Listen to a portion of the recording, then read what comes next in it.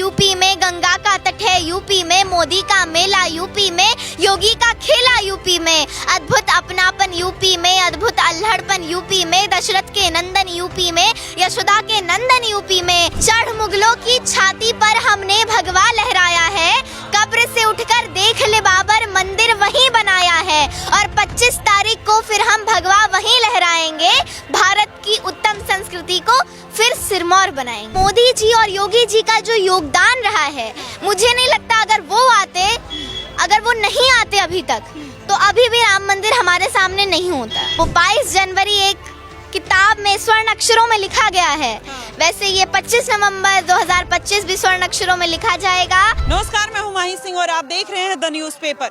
25 नवंबर की वो तारीख जो एक बार फिर से इतिहास में दर्ज होने वाली है। जी हाँ, वही राम राज्य एक बार फिर से आने वाला है। जिस तरीके से 25 नवंबर को श्री राम और माँ जानकी एक साथ आए थे, आज उन्हीं की विवाह पंचमी है और उसी पर आज हम एक छोटी बच्ची के साथ है और इनसे जानेंगे कि किस तरीके से ये पूरे इस महोत्सव को देखती हैं, इस पूरे अनुष्ठान को देखती हैं। चलिए जानते हैं, क्या नाम है आपका? आहुति शुक्ला। अच्छा आहुति, जिस तरीके से एक बार फिर से अयोध्या वही पुराने त्रेता युग में जाती हुई नजर आ रही है, पुनर्जीवित होती हुई नजर आ रही है, कैसा लग रहा है? बहुत अच्छा लग रहा है, राम राज्य वापस आ रहा है और अब सतयुग जल्दी ही आने वाला है। अच्छा, आपने तो बहुत कुछ लिखा होगा क्योंकि आप कुछ ना कुछ लिखती रहती हैं, तो इस बार के अयोध्या मंदिर पर और इस बार के विवाह पंचमी पर आपने क्या लिखा है ध्वजारोहण पे? 4 लाइनें मैंने लिखी थी। चढ़ मुगलों की छाती पर हमने भगवा लहराया है, कब्र से उठकर देख ले बाबर मंदिर वहीं बनाया है, और 25 तारीख को फिर हम भगवा वहीं लहराएंगे, भारत की उत्तम संस्कृति को फिर सिरमौर बनाएंगे। बहुत खूब, बहुत खूब। अभी जो कहते थे कुछ दिन पहले कि एक बार चुनाव में ले आइए, बाबरी मस्जिद वहीं बनाएंगे, उनके बारे में क्या कहेंगे फिर? उनके बारे में, अब तो इतना बड़ा हमारा मंदिर खड़ा हो गया है, अब जो भी ये करने की सोचेगा, राम भक्तों से वो बचेगा नहीं। अच्छा, ये एक सिंपल सी चीज है, क्योंकि अब उस टाइम पे हम इतने ज्यादा एक्टिव नहीं थे, अवेयर नहीं थे, लेकिन अब हमें भी एहसास हो गया है कि अब हमें भाईचारा छोड़ना पड़ेगा, क्योंकि उस टाइम पे हम भाईचारा निभाते थे, इस वजह से हम उनका चारा बने हैं और अभी कुछ दिनों पहले फिर बने, लेकिन अब हम भाईचारा निभाने के चक्कर में उनका चारा नहीं बनेंगे। अच्छा, तो क्या अब हिंदू राष्ट्र के लिए अब ये देश और ये जनता अग्रसित हो गई है? जी, हो गई है। अच्छा, इस पे भी आपने कुछ लिखा है यूथ के लिए, या फिर आपने कुछ क्या लिखा है आज? मतलब कुछ तो आपने लिखा होगा, जब यहाँ से आप इतना भाव विभोर होकर आई हैं और अयोध्या की नगरी में आप प्रसन्नचित होकर घूम रही हैं, तो क्या कुछ लिखा होगा जरूर। प्रभु श्री राम की नगरी में आकर के तो एक अलग ही भाव आता है।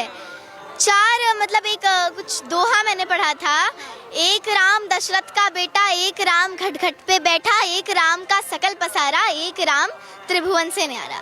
मतलब प्रभु श्री राम के कितने रूप हैं। प्रभु श्री राम हमारे बीच में हर अवतार में, अभी भी वो यही हैं, हमें छोड़ के नहीं गए, पहले भी थे अभी भी हैं। तो प्रभु श्री राम हमेशा हमारे साथ हैं, बल्कि हमारे अंदर हैं, हमारे मन में है, हमारी चेतना में है।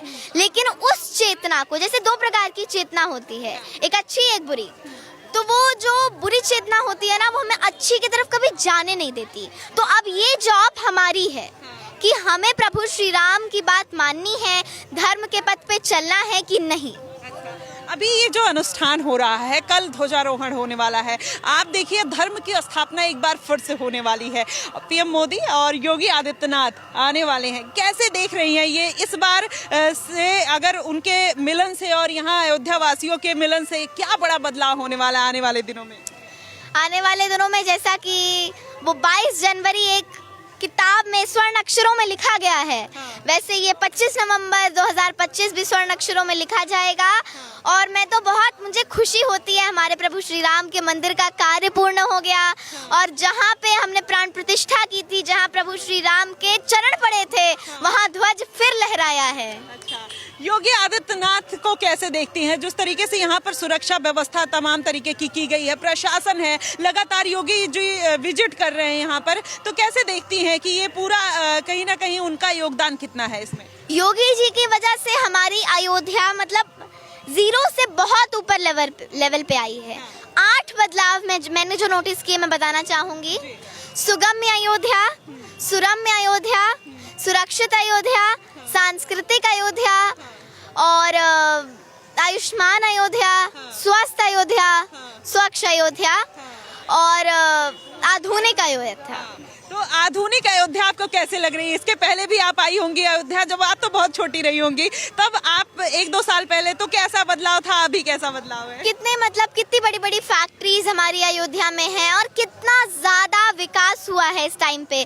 कभी टाइम था जब यहाँ पे लाइट नहीं आती थी, हर तरफ अंधेरा रहता था, लेकिन अब सोलर लाइट की वजह से ऊपर से गवर्नमेंट की तरफ से भी लाइट की सर्विसेज हैं, तो कितनी उजली हमारी अयोध्या लगती है। ऐसा लगता है कि हाँ, हम तैयारी कर रहे हैं, अभी प्रभु श्री राम आते ही होंगे। अच्छा, एक बात आपसे जानना चाहूंगी, जब हम राम राज्य की बात करते हैं, सनातन की बात करते हैं, हिंदू राष्ट्र की बात करते हैं, लोगों को लगता है कि हम किसी विशेष पार्टी की बात कर रहे हैं और वो बीजेपी से जोड़कर देखते हैं। क्या ऐसा है जो इस तरीके की बातें फैलाते हैं, बीजेपी उसमें साथ सहभागिता दे रही है इसलिए हम उसको साथ लेके चल रहे हैं, क्या कारण है?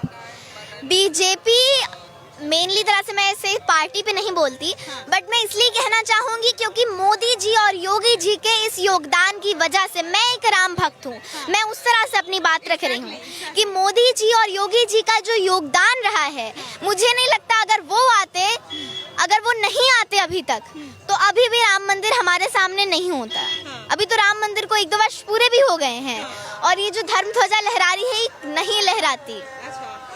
आपने देखा होगा कि कुछ दिन पहले जब बिहार इलेक्शन हो रहा था, खेसारी लाल यादव खुल के कहते हैं कि राम मंदिर बनाने की क्या जरूरत है, हॉस्पिटल बन जाता, स्कूल बन जाता और तमाम ऐसी चीजें हैं, स्वास्थ्य पे खर्च हो जाता। उनके बारे में क्या कहेंगी, या फिर ऐसे जो अन्य लोग हैं वो ऐसी बातें करते हैं, उन पे क्या कहना चाहेंगे? मैं उनसे ये पूछना चाहूंगी कि जब उन्होंने मंदिर तोड़ा था तो मस्जिद बनाने की जगह वो कुछ और बना देते, या बाबर की कब्र पर हम बाबर की कब्र को बनाने का क्या फायदा, ऐसे देशद्रोही की कब्र को बनाने का क्या फायदा? उस कब्र के ऊपर हम अस्पताल बनवा सकते थे, हम उस कब्र के ऊपर विद्यालय बनवा सकते थे, शौचालय बनवा सकते थे। कब्र को बनवाने का क्या फायदा था? जो लोग प्रभु श्री राम के बारे में ऐसे विचार रखते हैं, वो इसी मतलब व्हाट कैन आई से, जो ऐसे विचारधारा रखते हैं उनके विचारधारा रखते हैं, वो ऐसे ही उत्तर को डिजर्व करते हैं। अच्छा, आपने ये बता दिया, लेकिन अगर जैसे देखा जाए तो अभी आप धीरे धीरे कहीं ना कहीं यूथ को एक मोटिवेशन देने का काम कर रही हैं, उनको आगे बढ़ाने की छोटी सी उम्र में। तो क्या लगता है कि अब यूथ भी इन सब चीज़ों में जग रहा है, हिंदू राष्ट्र की तरफ जग रहा है, सनातन की तरफ आगे बढ़ रहा है? हमारे भारत के कई सारे यूथ सनातन को मानते हैं और सनातन को आगे बढ़ाने के लिए बहुत मेहनत कर रहे हैं। और जैसा कि आपने सुना होगा, संगत से गुण होत है, संगत से गुण जाए। तो अगर संगत से हमारे ऐसे यूथ ऐसा काम कर रहे हैं, तो बाकी यूथ भी उन्हें देख करके प्रोत्साहित होंगे और ऐसे काम में आगे बढ़ेंगे। अच्छा, इन सब का अगर ओवरऑल श्रेय देखा जाए तो किसको देना चाहेंगी? पीएम मोदी, योगी, जैसा आपने भी जिक्र किया, तो अगर उनको श्रेय देती हैं तो उनके लिए अगर आपने कुछ लाइनें लिखी हो तो? जी, प्रभु श्री राम के ऊपर और यूपी के ऊपर मेरी एक कविता है जो अभी मतलब मैंने डाली थी, वो बहुत वायरल भी हुई थी, मैं सुनाना चाहूंगी। है राम हमारे यूपी में, है श्याम हमारे यूपी में, शिव की काशी है यूपी में, रहते सन्यासी यूपी में, ब्रज का पनघट है यूपी में, गंगा का तट है यूपी में, मोदी का मेला यूपी में, योगी का खेला यूपी में, अद्भुत अपनापन यूपी में, अद्भुत अल्हड़पन यूपी में, दशरथ के नंदन यूपी में, यशोदा के नंदन यूपी में, वेदों की वाणी यूपी में, झांसी की रानी यूपी में, है सभी सयाने यूपी में, हैं देश दीवाने यूपी में, हम हिंदू जिस दिन ठानेंगे हम अपनी करके मानेंगे, श्री राम नगरिया न्यारी है, मथुरा काशी की बारी है, जिनको बस सत्ता प्यारी है, यूपी उन सब पर भारी है, सम्मान मिलेगा यूपी में, फिर फूल खिलेगा यूपी में, हम उदासीनता त्यागेंगे, घर छोड़ राक्षस भागेंगे, यह यूपी है इंसानों का, यह यूपी है भगवानों का। बहुत बहुत सुंदर कविता आपने यूपी पे लिखी है। और यूपी के शासन व्यवस्था पर एक बार बात करेंगे। महिलाओं की सुरक्षा को लेकर खासकर योगी आदित्यनाथ ने काम किया है, आप उसको कैसे देखती हैं और क्या यहाँ पर हर कोई सुरक्षित है? मुझे लगता है कि अब हमारे उत्तर प्रदेश में बेटियां सुरक्षित होकर के एकदम बिना डरे रात को भी अपने घर से बाहर निकल सकती हैं और मिशन शक्ति जैसे इन अभियानों की वजह से हमारे उत्तर प्रदेश की बेटियों के चेहरे पर उजाला खिल गया है, जो देख करके बहुत अच्छा लगता है। हमारे दर्शकों को क्या कहना चाहेंगी, अगर 4 लाइनों में अगर आप अपनी कोई सुंदर सी कविता सुना दें और बता दें तो? आप मुझे ये बता दीजिए कि आपको किसके ऊपर कविता सुननी है? किसी के ऊपर, हमारे यूथ को मोटिवेट करने के लिए आप कुछ भी कह सकती हैं, राम राज्य के ऊपर कह सकती हैं, भगवान श्री राम के ऊपर कह सकती हैं, किसी के ऊपर भी।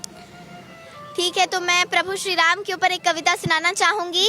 राम प्रतिमा नहीं प्रतिमान है, नभ से चमकते हुए दिनमान है, वाल्मीकि का वरदान है, राम आदर्श है वो भगवान है, राम आस्था है कोई नारा नहीं, राम गंगा जल है कोई अंगारा नहीं, चलते फिरते यही काम कीजिए, जिसे भी मिलिए उसे राम राम कीजिए। बिल्कुल, इतनी छोटी सी उम्र में आपको इतना ज्ञान कैसे आया और उसका मोटिवेशन कहाँ से मिला? सब प्रभु श्री राम का आशीर्वाद है। तो देखिए, प्रभु श्री राम का आशीर्वाद है और ऐसा आशीर्वाद आपको भी लेना चाहिए। मुझे लगता है हर यूथ को, हर बच्चे को इस तरीके से आहुति जैसे बनने की जरूरत है, तभी हिंदू राष्ट्र का वो जो सपना है कहीं ना कहीं साकार होते हुए नजर आएगा। फिलहाल आहुति को लेकर और राम राज्य को लेकर और इस अयोध्या नगरी को लेकर आप क्या कुछ कहना चाहते हैं, कमेंट बॉक्स में जरूर बताइएगा। फिलहाल के लिए बस इतना ही। देश और दुनिया की तमाम खबरों के लिए हमारे साथ बने रहिएगा द न्यूज़पेपर पे। धन्यवाद।